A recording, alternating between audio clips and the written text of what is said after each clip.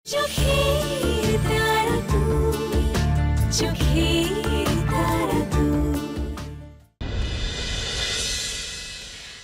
দিন রেজিস্ট্রেশনটা করলে কি ক্ষতি হতো মধুশ্রী?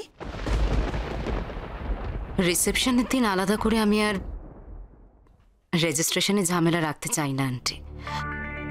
আর তাছাড়া এটাই তো আসল কাজ।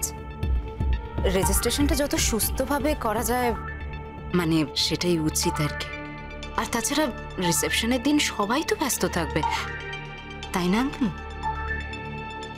হ্যাঁ, বিয়েটা যখন হচ্ছে তখন আজ আর দুদিনের আগে পরে কিছু এসে যায় না। তবে আজ তোমাকে আমি একটাই কথা বলবো মধুশ্রী, দেখো আমার ছেলের জীবনের ওপর দিয়ে তো অনেক ঝড়ঝাপটা বয়ে গেছে।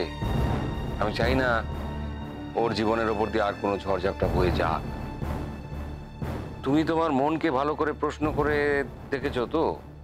তোমার কোথাও কোনো সংশয় নেই তো? এটা তুমি কি বলছো আঙ্কেল? আমার মনে সংশয় থাকবে? আঙ্কেল এই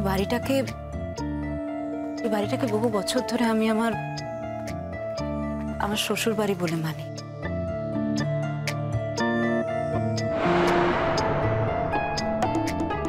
আয়ুষকে আমি আমার হাজবেন্ড বলে ভাবি।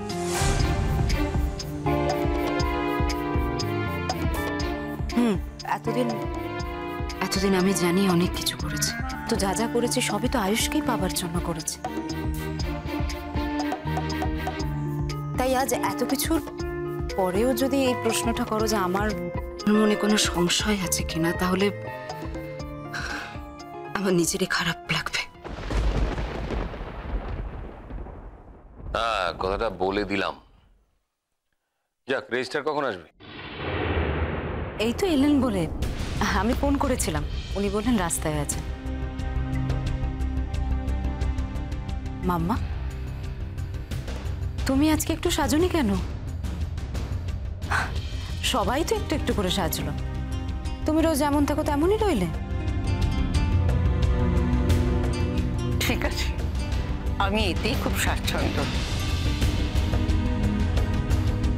আজ তো তোমাদের দিন, তোমরা সাজবে গুজবে, আমি এতেই খুশি। আমি দেখব।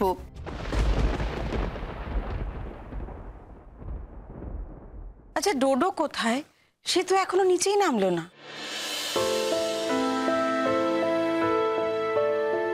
হ্যাঁ, আমি তো বললাম আয়ুষকে ফোন করে, ও তো বললো আসছে। রেডি হতে একটু সময় লাগছে বোধহয়, আসছে।